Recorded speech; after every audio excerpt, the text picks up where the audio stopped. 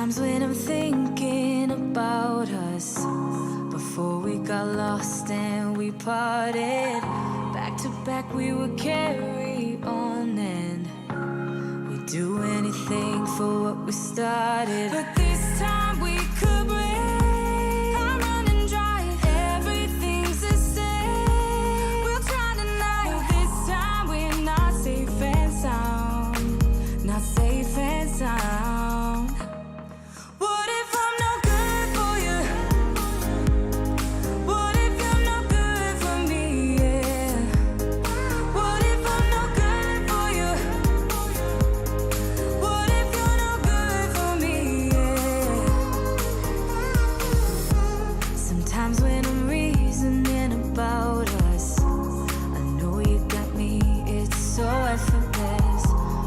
Back we would carry on and we'd do anything for what we started. But this time we could break. I'm running dry, everything's the same. We'll try tonight, but this time we're not safe and sound. Not safe and sound.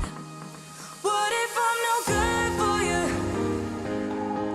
What if you're no good for me? Yeah. What if I'm no good for you? What if you're no good for me? Yeah. What if I'm no good for you? What if you're no good for me? Yeah. What if I'm no good for you? What if you're no good for me? What if I'm no good for you?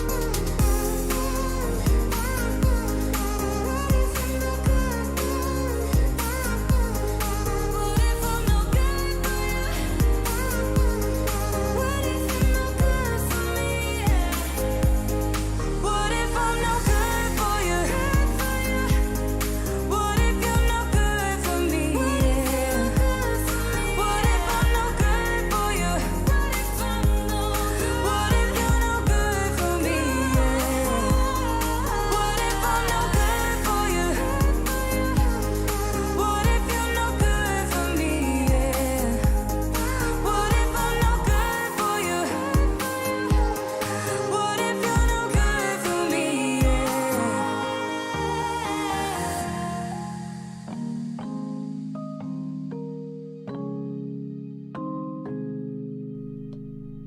What's up, everybody? Welcome to the FPV News with JB and ItsBlunty. How you doing, Blunty? Good, Joshua. How's it going? I'm doing really well. I'm glad to be here again. It's really the highlight of my week in some ways. To be honest with you.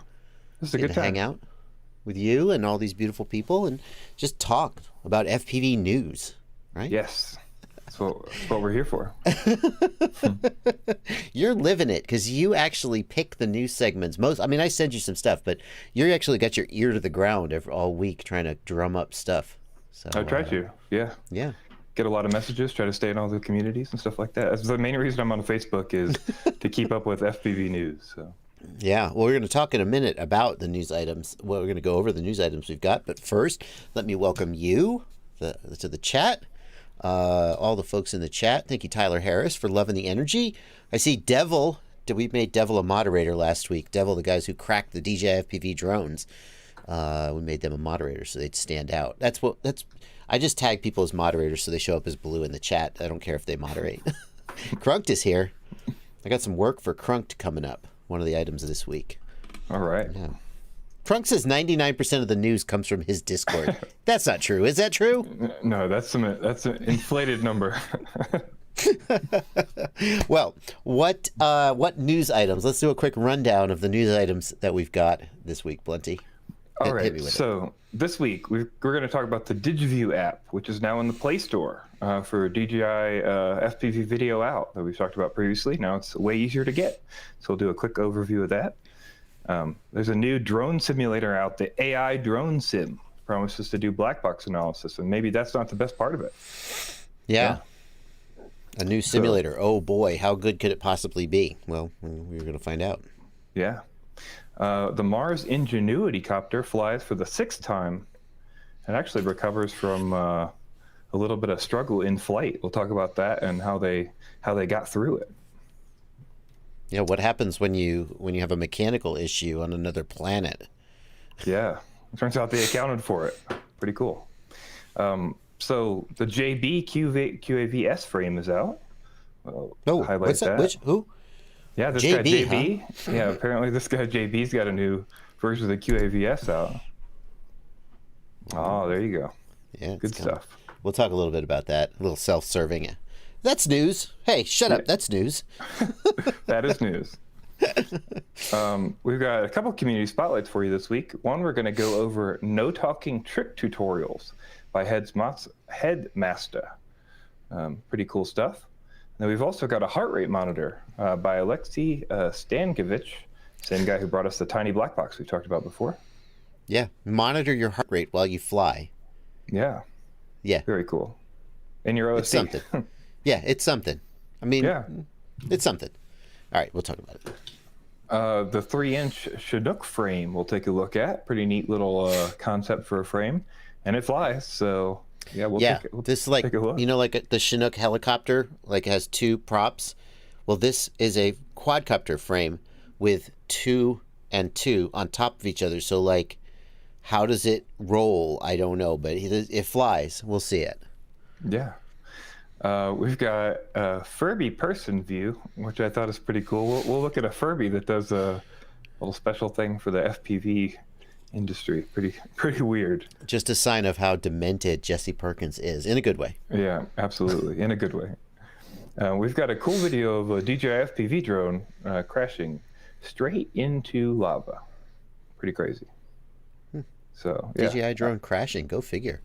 Yeah, surprise. Definitely the best crash I've seen, I'll say that. Yeah, of all the DJI drone crashes that we've seen, crashing it into lava is the way to go. Yeah, and we'll talk about Whoop Wars Battlegrounds Denver. We reported on that like about a month ago. I went, and we'll talk about if I placed or not. So yeah. Yeah. Cool again, in a repeating segment we have called Blunty Goes to Events, and we talk about how he did. Yeah. Not a problem. And then we'll talk about the Newbeedrone price increase. So Newbeedrone's got some price increase going on. Mm-hmm. Like everybody. Yeah. And then last but not least, we'll talk about an FPVCycle shortage on the motors. So yeah. Actually, let's flip those. Let's do the Newbeedrone price increase last, and then the FPVCycle motors first. Cool. But let's start with a discussion of this Digiview app. So, Blunty, this is an extension of, let me bring it up here on the stream so people can see what we're talking about. This is an extension of that project, right, the Digiview project that is getting USB video out from the DJI FPV goggles, right? It's just a sort of a packaging of that same project. Is that right? Yeah. Basically, yeah, this is just another one of the results of the FPV out program, you know, that everybody's working on, D3VL and all those guys over there at the FPV out group. We put a link again to the Discord in there, and there's links for everything in the app when you download it in the settings, so you can go to all that stuff through your phone if you want. But yeah, this is basically an extension of the FPV out. Now you can do it through your phone. So you just install this, you hit a button, and you plug it in over USB, and wham bam, now, it works. Do you need the OTG adapter? Yeah, so you need an OTG adapter, and for the V1 goggle, I believe you put it on the phone side, and the V2 goggle, you put it on the goggle side. Okay. If it doesn't work, try the other way. But that basically just turns your phone almost into like a smart controller, except it doesn't have HDMI out. That's the kicker. Right, yeah. But there are other projects, you know, we've talked about before, there are other projects on the FPV out group, and there's links for all that stuff. FPVout.com, but there's links for all that stuff too in that Discord link that we have, and in the app, so you can check that out. But yeah, so. Devil in the chat says OTG adapter goes on the phone for both V1 and V2. Just a small correction there. Whatever, I don't know. All right. That's pretty slick though. The HDMI out, if you're a professional, like a Paul Nurkala or a Tommy Tibahia who is working on a set with a director of photography, you have to have HDMI out because they're going to have a video system or a monitor that they're watching where they see what you do.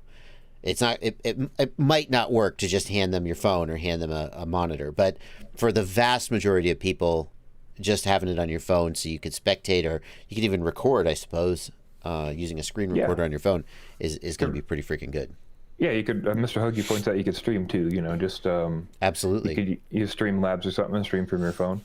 So also want to point out, I've seen a lot of people asking for iOS support. There is currently no iPhone support, and there will not be for the foreseeable future. I actually asked D3VL earlier, and he gave us this little statement here. You might have to zoom in there, but no problem. But basically, he said Apple devices require this MFI chip to be able to talk over USB, and that's tied to the vendor of an application.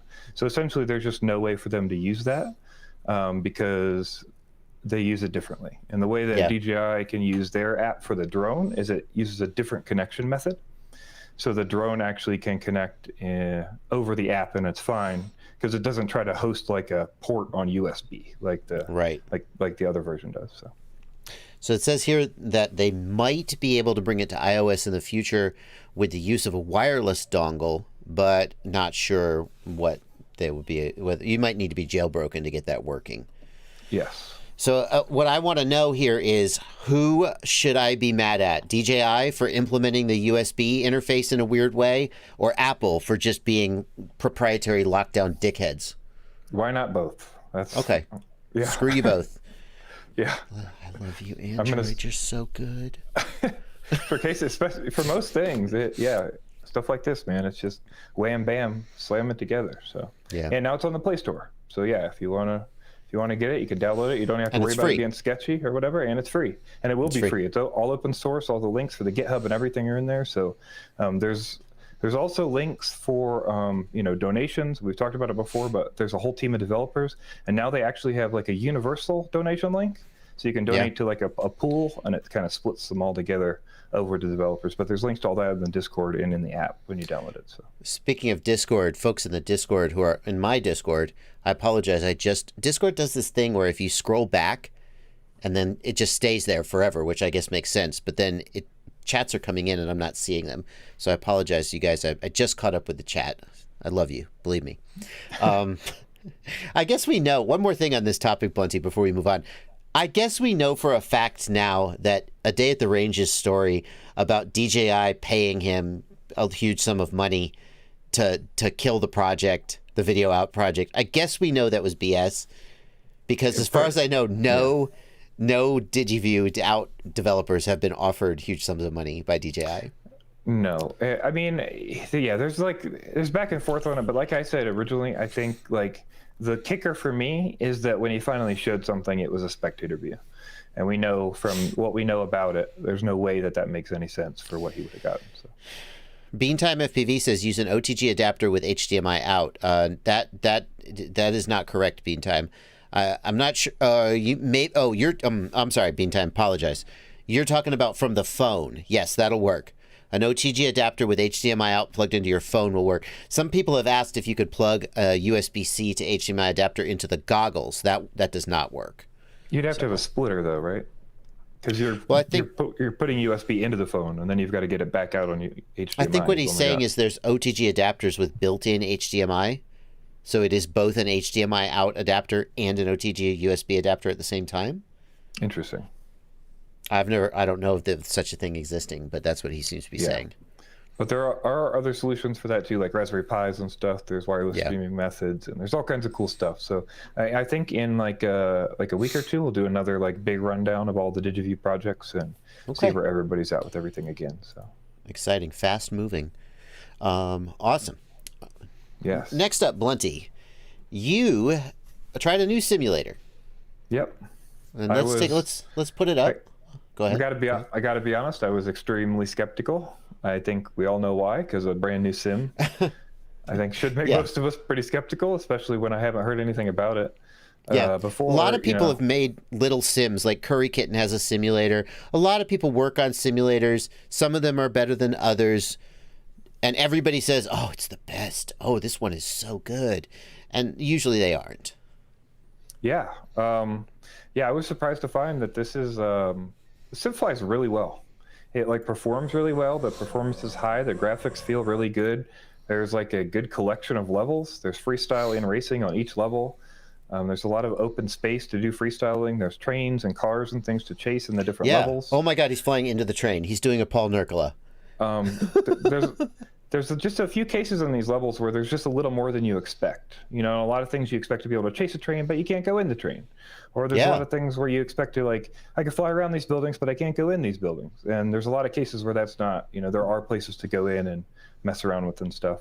Oh my God, he's flying under the train. Oh my God.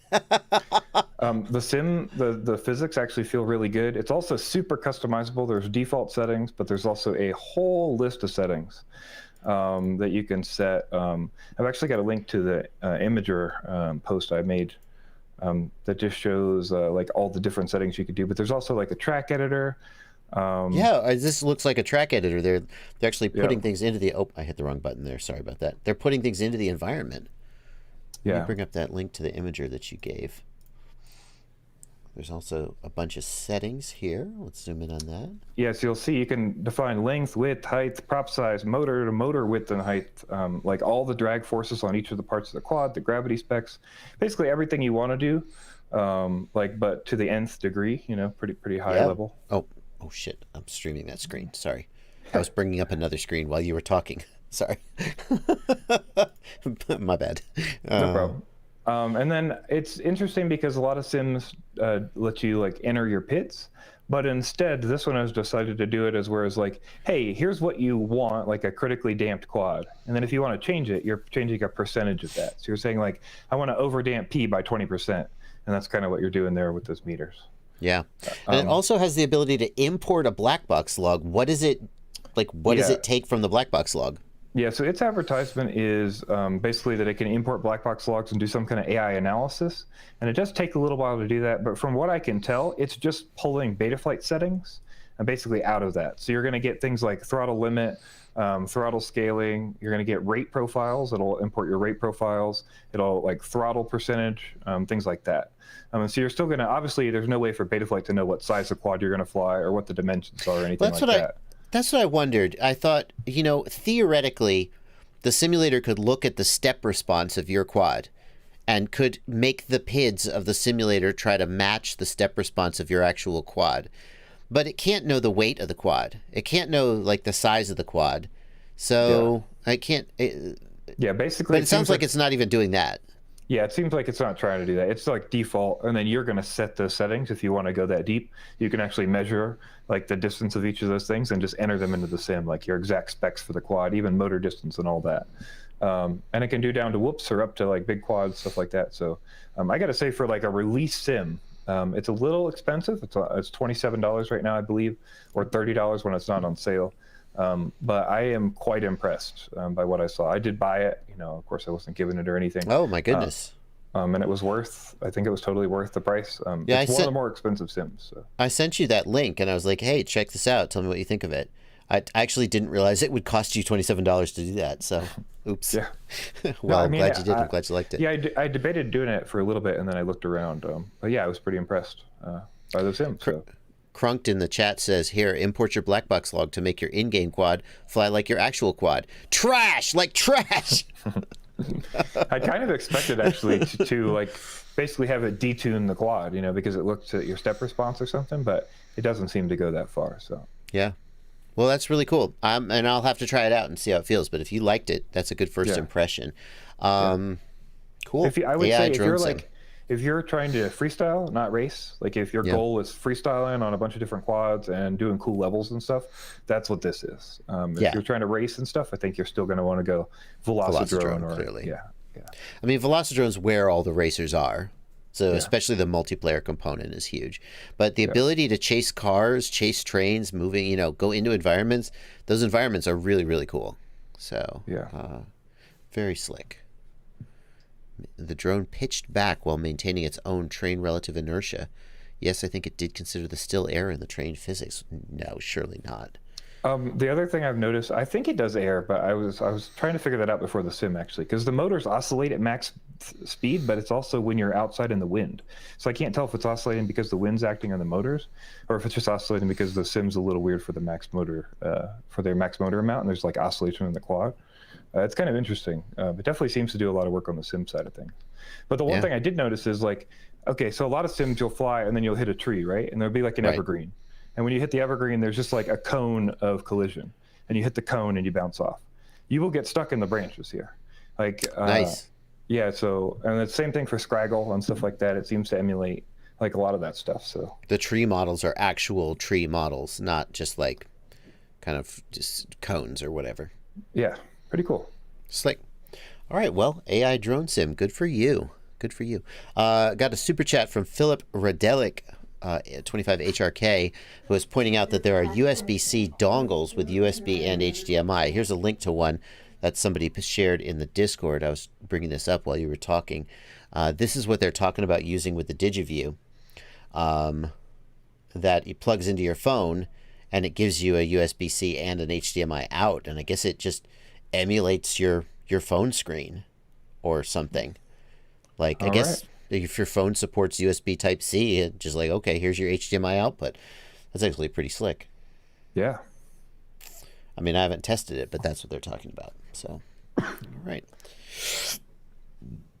Excuse me. Oh, Adam FPV. Sorry, this is what happens when I drink a carbonated drink just before the stream. Just get burps in the middle of the stream. What can I say? Adam FPV, I usually don't take too many questions during the news because that aren't related to the news, but Adam FPV asks, what is causing sparks to come out of the M2 screws that hold my Vistas down? You are getting VBAT is touching the frame somewhere. Yeah, like, probably your motor screws. Like motor screws. Most likely motor screws. You run into this on Vista or DJI builds because they're grounded. The outside of the case is actually grounded, so it causes your carbon to be grounded. Where a lot of times people don't run into this until you like fly it and you have weird motor stuff. Yeah. That's what I've seen a lot. Like I had this happen like 3 weeks ago, and it like turned a screw red, and I was like, what did I do? Yeah. So you're getting VBAT is getting to the frame, and then it's grounding out through the Vista. So your motor screw's too long, or in some other way, your battery lead is cut and frayed, and in some way. But yeah, don't you got to fix that. Yeah, you maybe like an old Teco metal or something ESC that's got like metal screws go into the carbon those are or the something. Worst. Yeah. Why would they design an ESC that those Holy Bro ESCs with the one of the mounting holes is connected to the motor phase? Why would you do that? It's a terrible idea. Just so you know, real quick way to test is just do continuity from the motor screw to like the motor pad on the ESC, something like that. Just so you're testing through the windings. To those. So. Yeah. Pulsar light.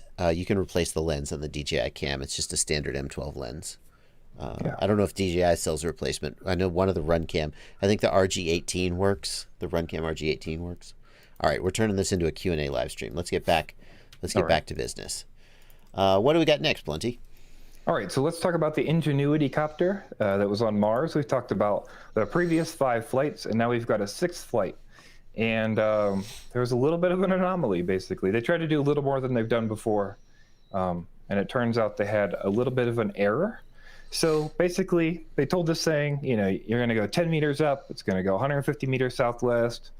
It's going to hover for a minute, and then 15 meters south, 50 meters northeast, like kind of just do a big loop, try to scout out the area, do all this kind of stuff. And instead what happened is it got most of the way through the flight, and then it essentially missed a camera frame. And what happened is it started mistiming all the frames and thought it was in a different spot than it was because it uses the camera for its translation. And so it started oscillating back and forth quite a bit. They said it was like pitching like 15 to 20 degrees back and forth, but they kind of accounted for that. So it basically oscillated the whole flight until they got it back to where they wanted it. And they were able to still land at about 16 feet within the target and got it to land safely. So. Yeah, it says here that the flight control system has ample stability margin, which basically means it is super, super undertuned. But basically, it's really hard to make it flip out and flip over, even when stuff goes really wrong. Yeah, pretty cool. Pretty cool that they were able to like recover like a, you know, like this crazy shake, and they were able to hold through it and land without everything burning up, or they completed their whole mission and everything. So pretty cool. If it had landed and fallen over, could they like send the rover over to right it? No, they like, talked about this before. No, there was no like system to write it at this point. So no turtle mode on Mars. They're flying it until they flip it or break it somehow. Here's what I want, Blunty. Maybe I'll do this. Artists out there, if you want to make this for me, send me an email. Pitch me send me a price or something. I want a T-shirt. It is a Martian landscape, and the rover has not the rover. The copter has fallen over, and it says no turtle mode on Mars. Yeah, that's a good one. Is that good? Yeah. If you want to make that shirt, if you want to make that art for me, email me. We'll talk. No turtle mode on Mars. Now someone's going to steal. Don't steal my ideas, you cloners. That's fantastic. All right. Well, keep on flying, you crazy diamond. Yeah, they basically are. I think they're another 30 days almost from being farther than they thought they were going to be. So it's pretty crazy. It's like doubled its life expectancy. They always seem to do that. Like, I think the Curiosity, who was supposed to last like, 90 days, and it lasted like 18 months. Yeah. They always do that. There we go. I can't imagine that, if you're flying a quad on Earth and it starts shaking like that, you're freaking out. What do you think they were thinking when they watched the feedback and the gyro coming through their telemetry data? Oh God. Yeah. I mean, you think about, these guys are pros at staying calm under pressure, right? Right. So, I mean, I imagine they just dealt with it. Yeah. What I think is the most interesting is like Mark Rober. It's Mark Rober, isn't it?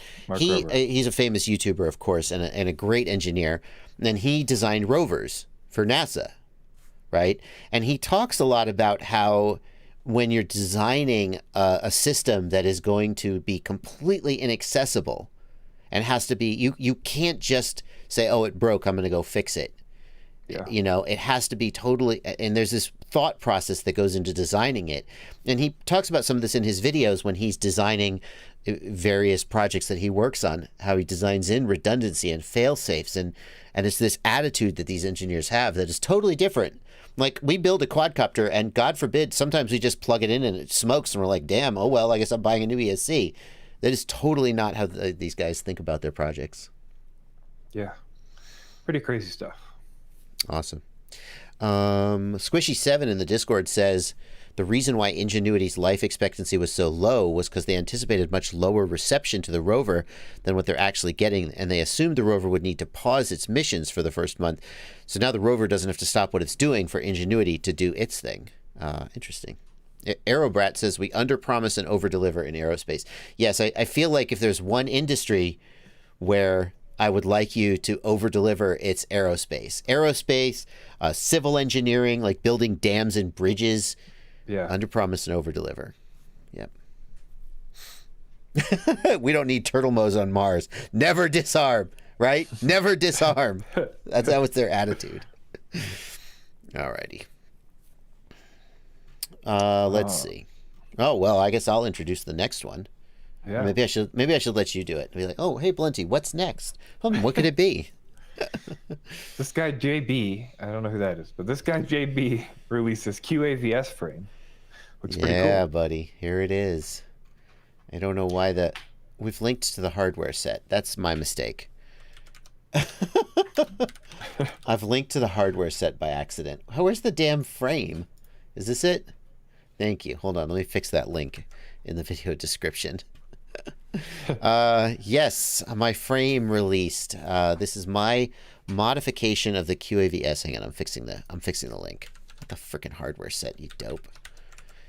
I am very excited. I've got a video that came out today about this, and I'm happy also to announce this is the JB Perfect Freestyle Build V2.0, the 2021 edition. The last one was like 2 years ago. I've been recording the build series for it, and this is the analog version. I just finished it this afternoon and took it for the first test flight. I'm very, very psyched about this. Very nice. Very nice. Yeah. People were always asking, when are you going to make a frame? And I was like, When I find a frame that I like 90% of, but I want them to change 10% of it, and then I'll just put my name on it as an excuse to get them to do it. And that's exactly what happened. So QAV-S is a great frame. Came in, I was able to get it to hit the weight. Comes in just about at 700 grams, which with a Hero 8, which is just about what I was shooting for. So I'm really psyched. Bubby FPV, the perfect build. This one is on analog. I'm going to be running DJI on it, but I did an analog build for the plebs who can't afford DJI, you know. Yeah.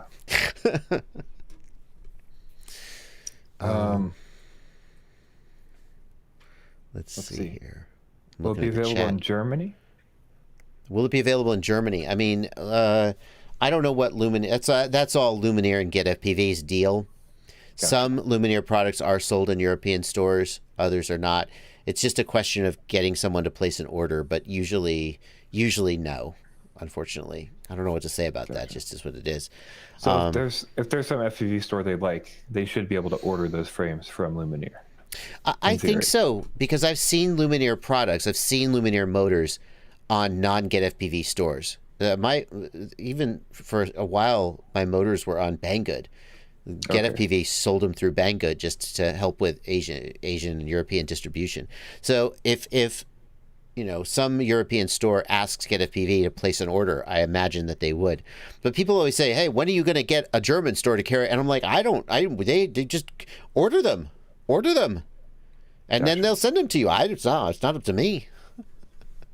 Good to know. There was one other question there. Hold on a second. Why does my build not use my motors? Floppy Props asks. My motors are discontinued. There are various reasons we've discontinued those motors. Some of it was manufacturing problems, and some of it was that I looked at when I first made those motors. There was a specific thing I wanted that no one was making, which was a particular type of 2407 motor. I was going to use the EFA 2407s, but they went out of business. And I was like, Lumineer, can you make me a motor like the EFA 2407?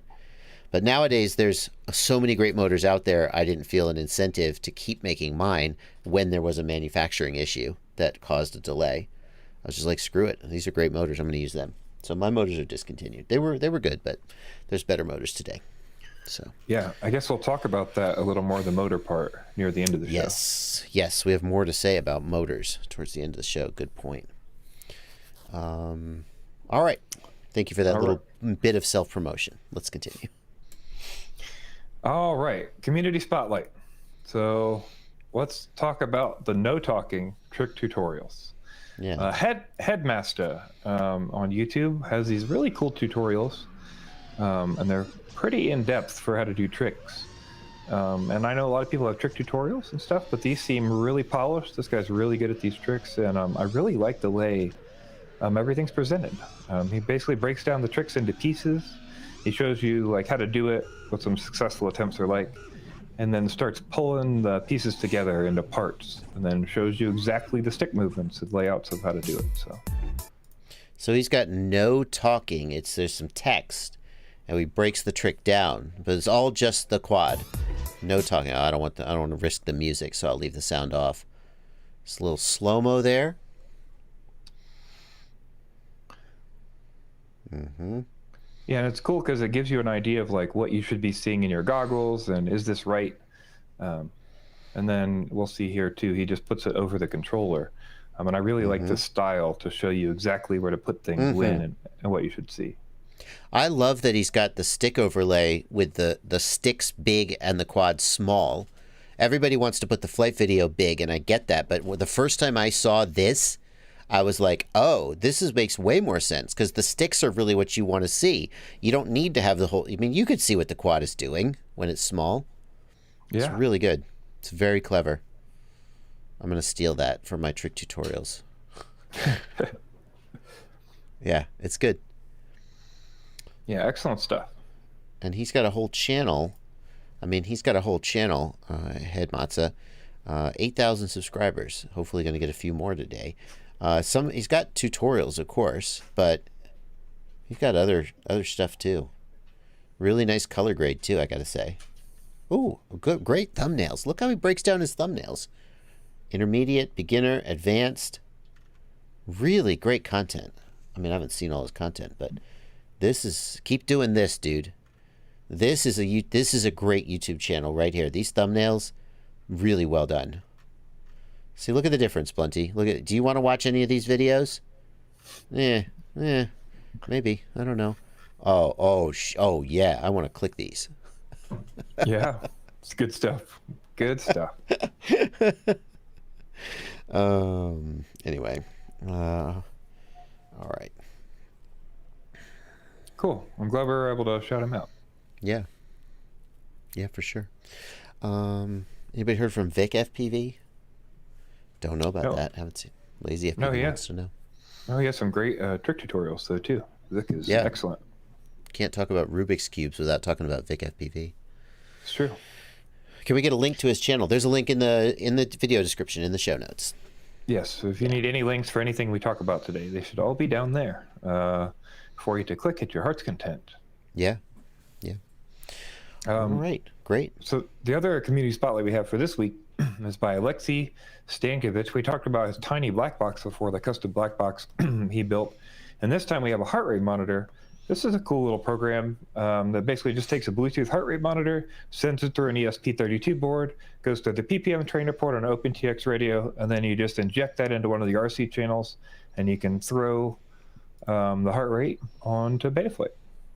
So here we're seeing your heart rate being read in the radio, but it's also putting it. This is a custom build of Betaflight, right? He's customized it. I'm not sure. I don't think you have to customize it, but maybe you do. Because how would it know to put that aux channel in the OSD, I guess is my question. I think it may be over, well, let's see. I don't know. But, yeah, you could put your heart rate. You know what this reminded me of? This is going to be so dumb. It reminded me of the movie Tenet, which I just watched. And in the movie Tenet, there's a character who wears a heart rate monitor. I'm not going to spoil stuff for people who might have seen it. He wears a heart rate monitor and is always measuring his heart rate. I was like, oh, that guy would dig this. So this is a custom, 429 custom that he has he has a list of unified hexes. So you should be able to take your dump and then paste your dump into that unified hex. Yeah. It probably would work if it matches the processor. So nice. Really cool. Yeah, good stuff. I mean, it's weird. I'm not sure I would ever do it, but more power to you. I think it's actually, I don't know, it's really popular these days. Like a lot of people do speed runs and do like flight videos and stuff, and they track their heart rate. So yeah, I think it's really pretty cool to see. Yeah. It's just a thing people are doing is tracking their heart rate all the time. Yeah, they want to know when it's intense, when you're about to avoid that thing. Does your heart rate spike by 10? You know. Yeah, I guess if you have like a smartwatch, then you're just constantly thinking about and monitoring your heart rate. So, Jeff Hendricks says, "What do you do if your heart rate goes to 0? Then either you're dead or the sensor messed up. One of the two." Yes. All right. Likely, the second one. Likely. If you're thinking about it, you're probably not dead. Yes. Well, this is not a community spotlight exactly. This was more newsworthy, I thought. Community spotlight is like little things that maybe, but this is crazy. This guy built a Chinook. Now, the first thing we're going to see it flying, and I think maybe that will not communicate just how weird this stupid thing is. Look at this. He's holding it. Do you see how the props are arranged? Did you see? How does that thing fly? How does it control the roll axis? I don't understand. Flies surprisingly well. He's got 2 props in the front and 2 in the back in a line. They're not offset at all. I think they are offset. I think that's actually how they're getting away with it. I think they're slightly offset by like a motor width. Really? I think that's how he's getting away with it. Yeah. So you keep that short profile, but you probably get just enough authority. You still have really bad roll authority, but you have some. Yeah. Let's take a closer. Can we get a closer look? I mean, it flies. Yeah, I've got another link there. What do you got? This Facebook link? Okay, let's pull that up. Chinook 3-inch frame. Oh, I see. You're right, Blunty. The motors are slightly offset. So he's basically just squished a quadcopter down. Yeah, really kinda. Thin. Yeah. I don't think I've ever seen anybody try to get the arms that that compact. I guess it's the opposite of what you normally do, right? You try to get the props out of frame. Yeah. How does it fly? I wonder if you could fly this sideways so the camera doesn't have any props in frame. I mean, I guess. Does he say how it flies? Yeah, here's a question. Is it stable? Oh, he just links the video. Yeah. It doesn't seem like it. It seems like it will have no roll authority is the thing. I mean, it has some, but it seems like it would easily get destabilized on roll. Yeah. Yeah. He doesn't use Betaflight. Do you know what he's using? Yeah, he's got to have a custom mixer for this, right? Yeah, I'm not too sure. I can say, though, that, this does use 4 motors. It's just the idea is it's just super compact. Yeah. So. Why? It's just a cool project. I don't think there's a practical reason for it. Yeah, like most of these things. Yeah. It's just cool. Yeah, here's the Thingiverse. You can print it on Thingiverse as well. He's got a link to it. The Chinook 3-inch quad frame. Crazy. Freaking crazy. There you go. All right. The real ones have got downdrafts like a hurricane. Chemtrail pilot's been near some real Chinooks. Well, let me tell you something. If you thought that wasn't different or interesting, maybe you'll think this is different or interesting. Alrighty.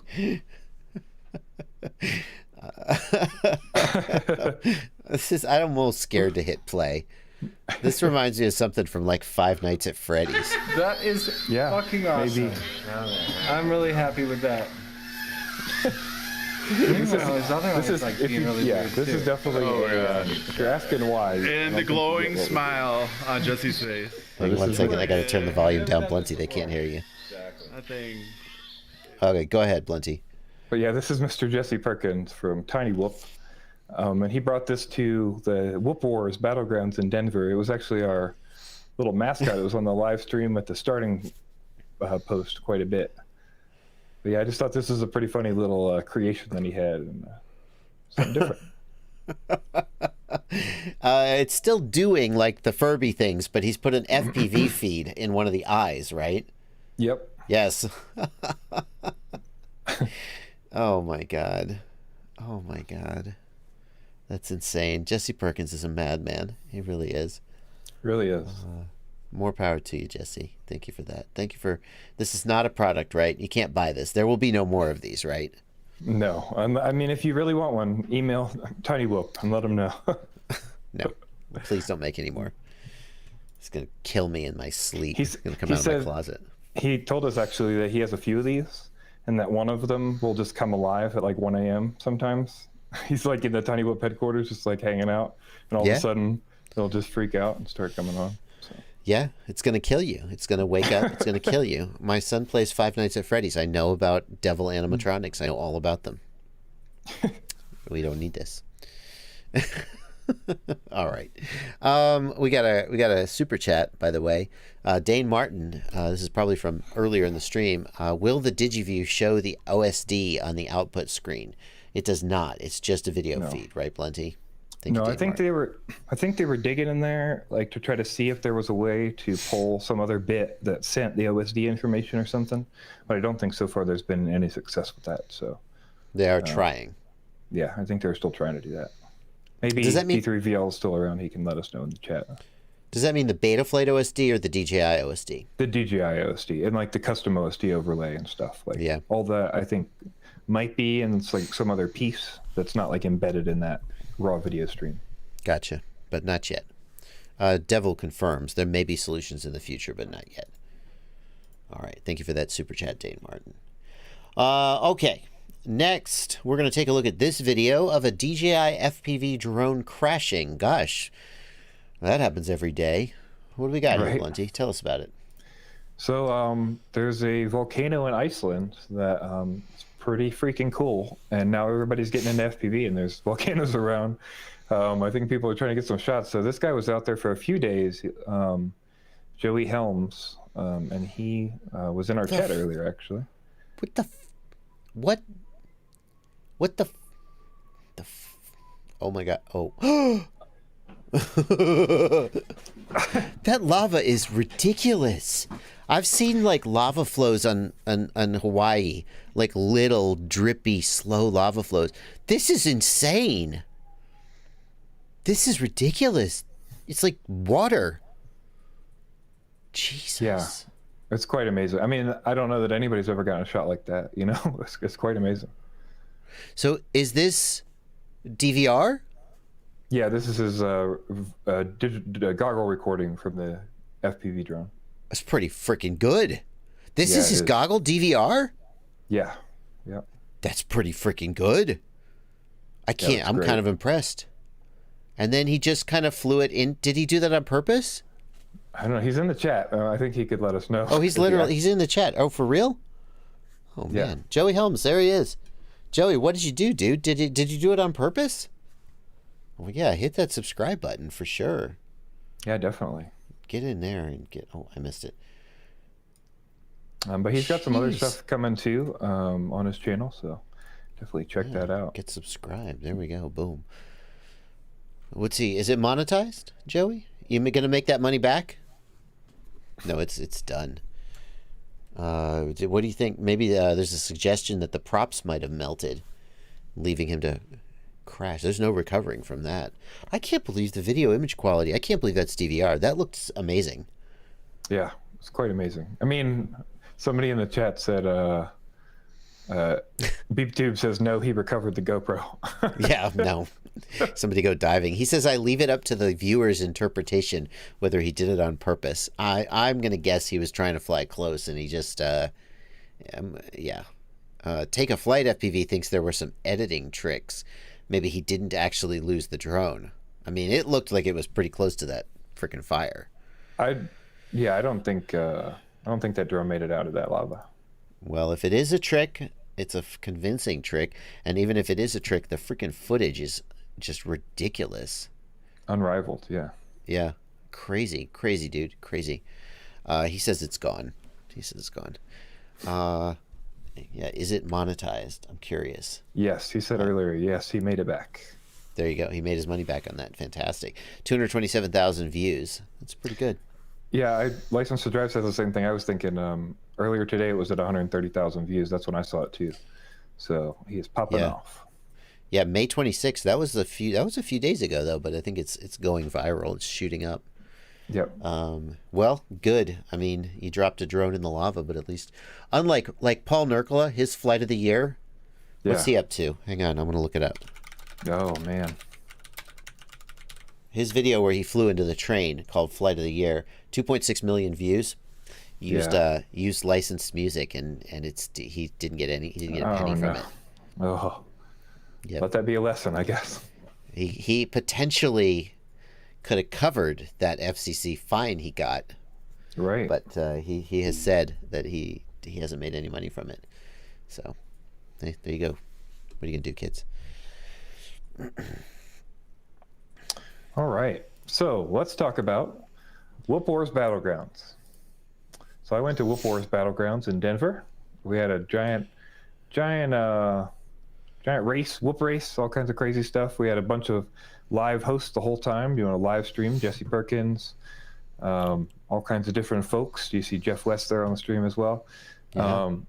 But yeah, so we had 3 different divisions you could win in, and I just wanted to shout out the winners and all that kind of stuff. So in the advanced class, we had Silly Blind winning that. He's a local pilot. He does all kinds of great stuff. Then we had Trash Biss in second, Radioactive in third, and Hammer FPV in fourth. In the pro class, which is the class I was in, we had Chromium FPV in first, Birds Aren't Real in second, and I took third place. Oh, congratulations on that. And then Bry5 took fourth. And then in the elite class, I think most of us expected, but AK took first place. Amazing to see AK fly in real life. It's crazy. G-List took second, and Blue Jay took third, and OG Dr. Love took fourth in those classes. So pretty cool stuff. A lot of great pilots, amazing racing. We did 2 days of racing, a day of qualifiers, a day of racing, and then we did a team race after that. So pretty cool. It's JT Knives asks, where's the video? Again, linked down in the video description in the show notes. It's always amazing to see really fast pilots fly in real life. I don't know. It's no different watching them in the goggles than watching them on YouTube. You're seeing the same footage, but something about like I don't know, something about seeing them do it for real and going, oh, he's really that good. I was literally like yeah, like watching them fly through the gates and stuff. We have a really fast pilot here locally, T-Dog. He ended up crashing out and didn't make it in the finals. But they did a grudge match after that, and they were just back and forth like as fast as you. I mean, it was just insane to watch. So cool stuff. And I just want to, give a quick. I did get a medal. Congratulations on your third place. You also said this was the first, and I'm not trying to make you, make you blush, but this was the first big event you went to where people were recognizing you from being on the news. How was that? Yeah, it's very true. It's good. We had a lot of people. A lot of people just said they really liked the news, and I'm happy we can keep doing it. So yeah, a little bit of a celebrity. A lot of kind words. A little bit. Just a little bit. Yeah, there you go. Well, congratulations on your third place. That's very, very respectable, given the high quality of the other pilots you were up against. Yeah, it was a lot of fun. All right, the final two topics for the news relate to product shortages and prices. And we've talked previously on the news about how there is a global silicon shortage and global, not just silicon, but global supply chain disruptions in all kinds of industries related to the pandemic and just the general, I don't know, the world is a crazy, crazy place right now. Yeah. A little while back, Emacs released a new price list where basically most everything they have went up in price by something like, I think it was like 15, 20, maybe 25% for some items. And we're going to talk about another vendor who listed a price increase. But before we do that, there's another item, which is FPVCycle 5-inch motors. Yeah. So currently we've got the Imperial and the Emerald motors, I think, right? Mm-hmm. Those are the ones, and there were replacement bells for those. So it sounds like there's a new motor coming out from Bob, right? Yeah. Well, Bob is it a new motor, or is it just Bob can never stop tweaking? That's the thing about him. Yeah. He ordered this round of motors, the 5-inch motors. They came in, they had a problem with the magnets in the bell that was causing desyncing. And to his credit, I mean, I'm actually super impressed with his principles here, because he found settings in BL Heli Suite that sort of fixed the problem. And he could have sold the motors and said, listen, guys, you got to change your BL Heli settings or they'll desync. But he didn't. He pulled them, didn't he? I think he did. Yeah, and well, he did, and then he started, he found settings that seemed to work. He ordered new bells and started shipping bells to free for people as replacements that were fixing desync issues. And he's working individually with people over Messenger to make sure people were, fixing their issues as well as they could. So basically the best I think you could do in that situation. Yeah. And now he's got new bells coming from the manufacturer that have been made correctly, that fix the problems. And people are asking, well, when will they be available for sale? They are 50 days out, according to a Facebook post he made today. Yes, yikes. Unfortunately, they're going to be quite a ways out. I think he's done the best he can is to get them when he can. So unfortunately, like we talked about with everything else, it's just going to take a while. Yeah. Yeah. So we wanted to let you guys know, because a lot of people are waiting for those motors. He's redesigned the bell slightly to make it stronger. He says there's a couple other little performance improvements underneath the hood. Here's the thing I want to talk about, in addition to just letting you guys know. So those are the motors I settled on for my perfect freestyle build. I actually do think they're really special motors. They're, they have a little bit of something going for them. But if they're 50 days out, what motors should people get instead if they're trying to build a quad right now? Yeah, so we were discussing this a little bit earlier. I think, the Emacs Eco 2 seems like a solid bit. It went up a little bit. I think they're 15 right now. Yeah. You can't go wrong with that motor. I mean, it's a great motor for the price. Yes. Would you just get the 2306 and be like, screw it? I mean, yeah, I think we know my opinions about that. I don't know if anybody remembers, but what? Tell me. I think it's the same. Yeah, I don't think there's anybody's going to feel much difference between 2306 and 2207. Yeah. But I mean, Bob's motor is I think it's like a 2506. Sure. I'm wondering if you were going to try to, let's just stipulate, for the sake of Bob's ego, that no other motor will possibly be as good as this. But like there's an Emax, there's an iFlight Zing, and it's a 2506. It's like 1900 kV, and it's like 38 grams instead of 33 grams. I almost hesitate to compare them. Yeah. I don't know. Yeah, that's kind of a tough one. I'm waiting for the chat to throw us a bone as another motor that we might consider as a replacement. Yeah. Gregory Hurst says the bells were causing desyncs. Weird. What happened, Gregory, is that the manufacturer used thinner magnets than in the prototypes. The prototypes had magnets that were so thick. The actual production motors had thinner magnets. As a result, they had less magnetic field strength, and as a result, there were desyncs. I don't know exactly what happened more than that. Starjumper says, I have aluminum suppliers telling me that my cast aluminum is out until September. Yeah. It's crazy. Yeah. The Newbeedrone flow motors are nice, but yeah, again, if you want something that big, I'm not sure that there's going to be a lot of good options. I don't think there's anything else out there that quite flies like his motor. At which point, if when I was thinking what motors am I going to put on my perfect freestyle build, on some level, I was like, you know what? I'm just going to get like a good 2207, and I'm just going to be like, fine. Like I'm not convinced back when I designed my, I didn't design it, but back when I worked with Lumineer to develop the JB motor, I felt like there was a real benefit to a larger stator size like 2407, 2208. Some people would still argue that, like Bob's motor's a 2506. But I think today the motors are more powerful, the ESCs are better, and you could just pretty much get a 2306, 2306.5, 2207, maybe 2208, and just run with it. Yeah. I'm not sure where I would land on that one. But I think so. I think a normal size motor maybe for now, depending on availability of these Bob motors, Yeah. All right. Well, I'll have to think about that. Bad for Life confirms Zing 2 2506 are more geared for 5.5 or 6-inch props at around 1650 kV. Yeah. Anyway. Alrighty. Well, if you're waiting for Bob's motors to come into stock, 50 days out is what he said on Facebook. So probably that's not going to be the build you're working on right now. It's going to be the build you're working on, the next build you're working on. But I'm still sticking with them as my motor of choice. And people will just have to decide what they're going to do. One other news item, Blunty, go ahead, tell us about it. So we just wanted to include that Newbeedrone has announced that they have a price increase, and this has basically already happened. But yeah, they're unfortunately having to increase quite a few different prices on their products. Same thing, rising costs of chips and other materials. They're not able to keep them at the same price and continue to supply them. So the products listed there, some of the bind and flies, some of the flight controllers, a couple of the ready fly kits are going to go up in price. Yeah, and I thought I wanted to cover this on the news because this is just the first dominoes falling. Every vendor out there who has not yet announced a price increase is going to. Yeah, I would definitely just assume. That. Yeah. We saw so far. I think you mentioned Emax.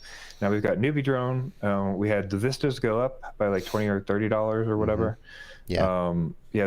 We're gonna see that like play out slowly over the whole industry, I think. So. Yeah. Or they're gonna they could be sneaky about it. They could release new products that are more expensive. Yeah. Than they would have been, rather than just saying, I'm going to mark up the price on an existing product. They could be sneaky about it, but it's coming. If there's a product you like and it's in stock, you should buy as much of it as you want, because it may not be in stock. It may be, there's stuff that's going to fall off the bottom and be discontinued, like the MPU 6000. Been officially end of life for like 5 years. As long as I've been in FPV, the MPU 6000 chip has been end of life. They kept making it. I wonder if they're going to stop. Yeah, I'm not sure, but if they were going to, I think it'll be now. You know what I mean? I imagine it's really end of life now. So yeah, I mean, they're going to have to pick and choose. They can't just just make another 10,000. Who cares? Yeah. So, all right. Well, fingers crossed. Yeah. Hopefully, I don't know how long this will last. People talk about all kinds of different time frames, 6 months to 2 years or whatever. But, once we come out of this, I think we're going to see the other side, and we'll kind of have a surge of products and a surge of like lower prices and quality stuff available, because there's a lot of places trying to tool up manufacturing at this point that don't have it. I saw a story I didn't include about the European Union, I believe, that's working on a bunch of like tooling up of manufacturing and stuff. I know Orca's involved with that because they're over there. I know, a lot of that stuff is just going to happen. So yeah, Archimedes points out the Caddx Loris went up from about $70 to about $90 in the TBS store in the past few weeks. Yeah, it's coming. It's coming. Yeah. I mean, I've been hearing stories about the GPU shortage, that people are buying these GPUs, and cryptocurrency miners are buying these GPUs. And one of the things that they said is that when cryptocurrency eventually comes back down, then there will be a glut of cheap GPUs. We already saw this happen in the 1000 generation of NVIDIA GPUs, when 1080s they were $800 for a 1080, and then Bitcoin wasn't worth it anymore, and then suddenly you could get them cheaper. Unlike NVIDIA, I was going to say, NVIDIA is actually making LHR cards right now, which are low hash rate cards. So you can't mine with them. You can just game with them. So that's kind of interesting. Yeah. I think we'll see a lot more of that stuff, where like there'll be more availability as far as the GPU side of things, if they can make enough, just because, they're going to push them away from miners. Also, I think Ethereum stops mining, or like slows mining down by 30% in like 2 months. And then it just gets increasingly harder to mine as they move to proof of stake. So that's a big chunk of mining that disappears as well. Yeah. But we're not going to see that with drone parts, because unlike GPUs, which when they're expensive now, but they're going to be cheap in 2 years, maybe, when the market gets glutted. Right now, this hardware isn't going to exist in 2 years, so unfortunately, got to do what you can do, though. Got to get what you can get. So fingers crossed. All right, well, that's going to do it for the news. Oh, I do have one more super chat from Toxic FPV. Thank you for $5, Toxic. RIP E2F2. Jesse did say he would build another Furby to replace it. Awesome. Good. Oh, yeah, keep it up. Keep it up. I also want to... Go ahead. Can't have the Furby down. We gotta have the Furby. It's demonic. I'm going to share this little picture from the Discord as well. This is a QAV-S build with the Newbeedrone Flow motors. Yeah. Nice. Got to get what you can. Alrighty, folks. Thank you so much for coming out. We're going to finish on time this week. Amazing. How about that? Thank you, Blunty. Good stuff. Thank you, Joshua. Yeah. It's good to do another episode of the news. If you guys haven't done it yet, somehow, go down there and subscribe to this channel. Like on this channel, or dislike, whatever, however you're feeling. And then go and email news@fpvknowitall.com if you have anything that you want to share that we haven't seen yet, or that you want us to see, or whatever. So yeah, for sure. All righty, and definitely check out Blunty's channel as well. It's linked below. Thank you. See some of that awesome whoop racing you've been doing. Get some vlogs going, Blunty. When are you gonna start vlogging? I don't know. We'll see what happens. I'll be putting up some DVR. I did get some DVR from the race, so I'll be putting that up later. Awesome. Alrighty, guys. Have a good night. We will see you back here Sunday at 1 p.m. is my next stream. Just a regular Q&A live stream, and of course every Tuesday at 6 p.m. Good night, everybody. Cool. Later, guys. All right.